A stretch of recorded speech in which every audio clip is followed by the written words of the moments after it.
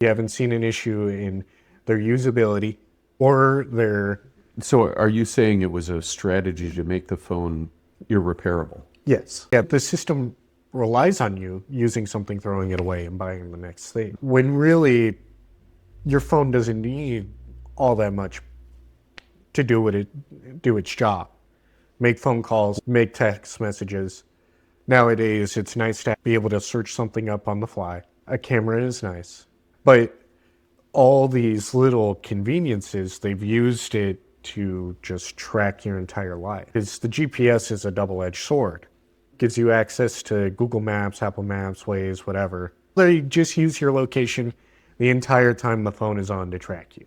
And they use that to sell tons of marketing data on you and everything else, yeah. And even if you turn off your location, it still phones home to Google, to Apple, where you are. In fact, it uses even more accurate location data based on the devices around you that are also, even if you turn off these services, still putting those signals out. Each of these devices knows exactly which room of the house we are in. Yeah.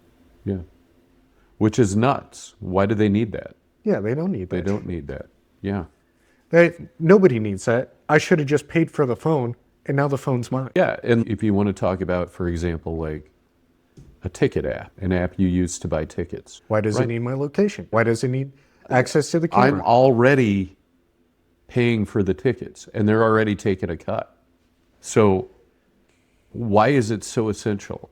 Why is it so important to get that extra bite? So what I'm actually doing is I'm moving all those kind of apps to my tablet and permanently deleting them from my phone, because I am just like, I'm to the point where what I'm going to do is wean myself down to where all I use my phone for is calling, messaging, and searching things on the fly, like you were talking about. So I've given out a lot of dread on that. There is a fairly cheap solution, cheaper than an iPhone, cheaper than a Samsung phone, that does not send that information back to Google, back to Apple, and it's the Brax phone. It's the only phone that I know of that actually, at the hardware level, prevents that kind of thing. At the hardware level, protects your privacy. Yes. So they use a third-party app store called F-Droid, Okay. which is open source.